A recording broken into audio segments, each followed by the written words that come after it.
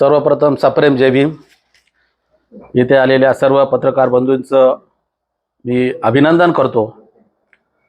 आणि आज या ठिकाणी लोहा येथील जायकवाडी वसाहत आणि त्या ठिकाणी असलेला धम्मध्वज कार्डा म्हणून जे आमच्यावर बदनामीचं नाव या ठिकाणी काही समाजातील लोक करत आहेत, त्याचं स्पष्टीकरण देण्यासाठी आम्ही या ठिकाणी बसलो आहोत।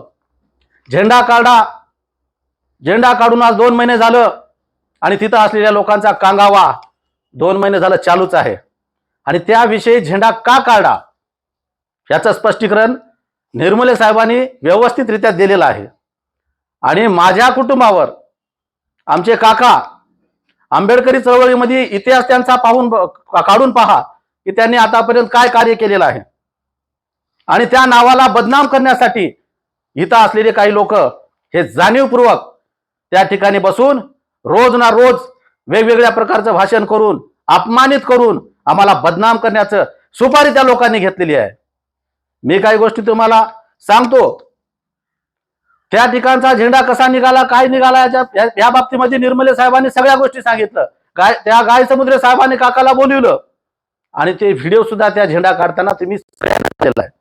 ते व्हिडिओ आम्ही काढलेला आहे। आम्ही लपून झेंडा काढलेला नाही। काढणारा गायसमुद्रे साहेब आहे, मी त्याला साहेबच म्हणतो। कारण की त्यांनी त्या वेळेस जे ड्युटी करत असताना तिथं आपली समाजाचं काहीतरी प्रतीक राहावं म्हणून झेंडा वंदनाचा कार्यक्रम त्या गायसमुद्रे साहेबांनी केला आणि त्याच्यावरती अडचण निर्माण झाली।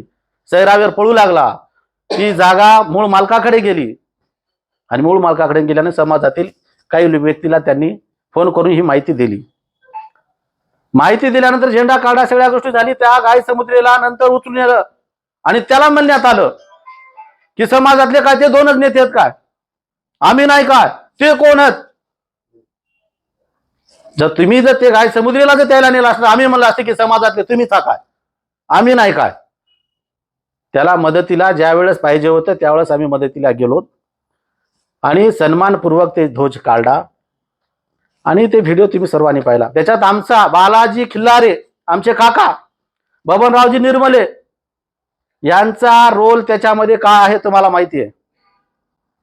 सन्मानपूर्वक झेंडा काढा, सगळा विषय संपला। त्याच्यानंतर झेंडा लावला, मॉर्निंग वॉकला जात असताना काकांनी त्या ठिकाणची झेंड्याची परिस्थिती कोण काय करायला ते पाहत होते। पाहून आले झेंडा आणि यांनी अपप्रचार केला की झेंडा काढायला आलते, माणसं घेऊन आले, गावगुंडे घेऊन आले। आमच्या वरिष्ठांना देखील त्या ठिकाणी बाळासाहेब आंबेडकर असतील, आपले आनंदराजे आंबेडकर असतील, सुजातजी असतील, त्यांना चुकीचा मेसेज देऊन त्या ठिकाणी वेगवेगळ्या गोष्टी केल्या। आज सोशल मीडियावर आमच्या नावाची बदनामी होत आहे। कोणी उठलं की आमचं काय टाकत आहे। आणि नामदेव बुद्धे नाम्यानं 2002चा इतिहास सांगितला। 2000 इतिहास तुम्हाला माहित नाही। 2002ला या नाम्यानं आंबेडकर नगर मध्ये एका शिल्लक कारण काही नसताना तलवार भरून एक जीप भरून तलवारीचे पोरं गुंड आणले आणि पूर्ण गल्लीवर त्यांनी चाकू हल्ला केला, तलवारीचा हल्ला केला। त्याचे ज्वलंत उदाहरण तुम्हाला अजून सुद्धा बघा, संतोष दादा आमचे तोंडारे, त्याच्या इथं सुद्धा बघा मार लागलेला एवढं फाडलेलं आहे। माझ्या वडिलाला नाम्यानं गुंडे लावून तलवारीचे वार आमच्या वडिलाला केले, मरता वाचले। त्या नाम्याचा इतिहास आहे। त्या नाम्याचं पाठागर तुम्ही करता। इतिहासामधली नोंद बघा, तुमचं इतिहासामध्ये काय काम आहे ना आमचं इतिहासामध्ये काम काय आहे। तरी आम्ही केस झाली, त्याच्यावर गुन्हे दाखल झाले। नामदेव ते काही मंडळी होती, मग हे गावातले आपले सगळे गावातले जे प्रमुख माणसं जाऊ द्या म्हणले, मिटून घ्या म्हणून केस मिटवल्या गेली। आणि आज त्या ठिकाणी म्हणतंय की नामदेव की 2002चा इतिहास विसरले नाही का तुम्ही। मला तर वाटतंय नामदेव बुद्धेनं कोणाकून तरी सुपारी घेतलेली आहे माझ्या कुटुंबाला संपवण्याची।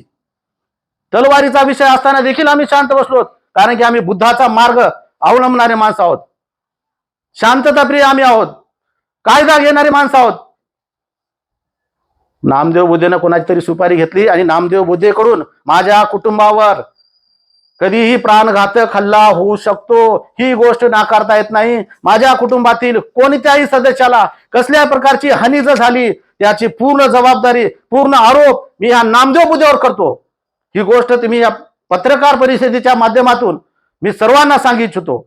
आमची जर चूक असेल तर आम्ही तुमच्या पुढे समाजासाठी आम्ही रक्त सांडणारे माणसं आहोत. दलाली भडवेगिरी करणारे नाही. नामदेव काय म्हणतोय की दलाली खाली. नामदेव नाही तर सगळ्या पुढे आम्हाला सिद्ध करावं की आमच्या काकानं आम्ही या प्रकरणामध्ये किती पैसे खाले. पैसे जर खाली निघाले तर आम्हाला त्या भर जायकवाडीमध्ये आम्हाला फाशी द्या. फाशी आम्ही सन्मानाने स्वीकार करू. पण जर पैसे जर काही खाले नाही, काही जर निघाल नाही, तर नामदेव तू तुझं फाशी घेतोस काय सांग. आरोप करणं फार सोपं आहे. 25-50 वर्षाचं राजकारण आहे त्यांचं, समाजकारण आहे. आम्ही ह्या समाजाच्या जीवावर मोठे झालो. राजकारण भाग वेगळा आहे. राजकारणामध्ये खेटायचं ना तुम्हाला, राजकारणात खेटा. तुम्ही आम्हाला समाजाचा आहार घेऊन समाजाच्या विरोधात आम्ही कधी जाऊ शकत नाही. समाजाच्या विरोधात जाणारा कधी मोठा होऊ शकत नाही. आमचं जे काय अस्तित्व आहे ते समाजामुळे आहे. आम्ही जे काय मोठं झालो त्या समाजामुळे मोठं झालो. समाजाच्या व्यतिरिक्त आम्ही दुसरं काही करू शकत नाही. एवढी ताकद आमच्यात, एवढी धमक नाही. पण अपप्रचार करून जे आम्हाला तुम्ही बदनाम केलं, ह्या बदनामाचं उत्तर देण्यासाठी मी थांबलो. आज 2 महिन्यापासून वाट पाहतोय मी. वेगवेगळ्या प्रकारचे आरोप आमच्यावर होत आहेत. आमचं कार्य तुम्हाला माहितच असेल. या ठिकाणी नवीन बायपास झाला, त्या ठिकाणी डॉक्टर बाबासाहेब आंबेडकर बायपास चौक नाव देण्यासाठी आम्ही आज तिथे गेलो. पाटी लावली, पाटी काढण्यात आली, पुन्हा लावली. त्याच्यात काही रितसर नगराध्यक्षाला सांगून आमची काही टीम होती, निर्मले साहेब, त्यावेळेस सुद्धा गोपनीयता आम्ही ठेवली. कारण की समाजातील काही चोर पंक्चर त्या ठिकाणी काही आपलं ही गोष्ट फिसकू शकतात. म्हणून आम्ही ती हे करून त्याची परमिशन घेऊन त्या ठिकाणी आम्ही झेंडा लावला. त्या झेंड्याला पंचशील कांबळे त्या ठिकाणी आला का? पंचशील कांबळे येत नाही. पंचशील कांबळे ज्याला त्याचं नाव मोठं होईल त्या ठिकाणी जातो. डॉक्टर बाबासाहेब आंबेडकरांची जयंती करत असताना ते जर जयंतीचा अध्यक्ष होत असेल तरच त्या मंडळामध्ये सहभाग घेतो. त्याच्या व्यतिरिक्त ती येऊ शकत नाही. तारापुडीत विहार आहे, त्या ठिकाणी पंचशील ध्वज आहे, निळा ध्वज आहे. किती दिवस वंदन केलं तुम्ही? मी समाजाच्या व्यतिरिक्त समाजाच्या विरोधात काहीही करू शकत नाही. समाजाला मी उत्तर देऊ शकत नाही. त्या ठिकाणी जाणारा समाज हे आमचा भीमसैनिक आहे, ते जाऊ शकतंय, त्याला कोणीच रोखू शकत नाही. पण तुम्ही समाजाचं निळा झेंडा, पंचशील झेंडा ध्वज पुढी करून जे तुम्ही स्वतःची जे पोळी भाजत आहात हे चुकीचं आहे. समाजाला दिशाभूल करू नका. गावखेड्यामध्ये गेलात आणि ते व्हिडिओ दाखवलात आणि सांगितलं बघा की बालाजीराव खिल्लारेनं, निर्मले साहेबांना आपल्याच माणसानं आपला गळा कापला, झेंडा काढा, झेंडा काढा. पण झेंडा का काढा हे तुम्ही त्याचं स्पष्टीकरण दाखवलं नाही. झेंडा काढण्या सांगला, पण झेंडा काढण्याचं कारण तुम्ही सांगू शकले नाही. नमुना नंबर 47 जागेची मूळ प्रत ही मूळ डॉक्युमेंट होत नाही. त्याचे मूळ डॉक्युमेंट हे 7/12 जे काही बाकीच्या गोष्टी असतात हे मूळ असतात. 47 ही नॉमिनल असते. 47 पुरावा नॉमिनल तुम्हाला माहित नसतं तरी काय, समाजाला मी ह्या माध्यमातून सांगतो. त्याच्या व्यतिरिक्त तुमच्याकडे काय? बरं, आमच्या बापाच्या घरची जागा आहे का? तिथं जर आम्हाला ती जागा भेटत असेल, आमच्या बापाच्या घरची आम्ही काय म्हणून काढावं ते झेंडा? का 5 एकर जागा आम्हाला भेटत नाही? ती भेटली तर स्वाभिमान आहे.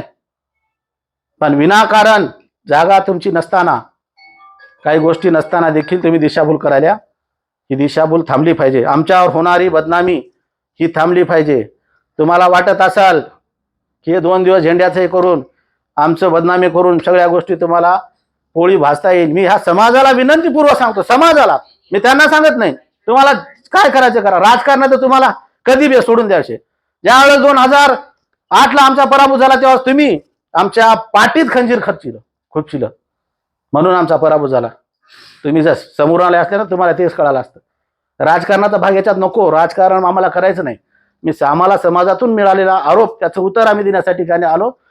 समाजाला ह्या ठिकाणी एक विनंतीपूर्वक सांगतो की ह्याच्यात आमचा कसल्याही प्रकारचा रोल नसून त्या ठिकाणी सकाळी गेले तेव्हा मॉर्निंग वॉक करत असताना ते झेंडा आम्ही पाहिला, कोण लावला झेंडा पाहिला आणि काका आमचे निघून आले. पहिला जे व्हिडिओ आहे ते झेंडा काढा, गाय समुद्री साहेबांना झेंडा काढा आणि ते निघून आले. का काढा? त्याच्यात निर्मले साहेबांना सगळ्या व्यवस्थित सांगलेलं आहे.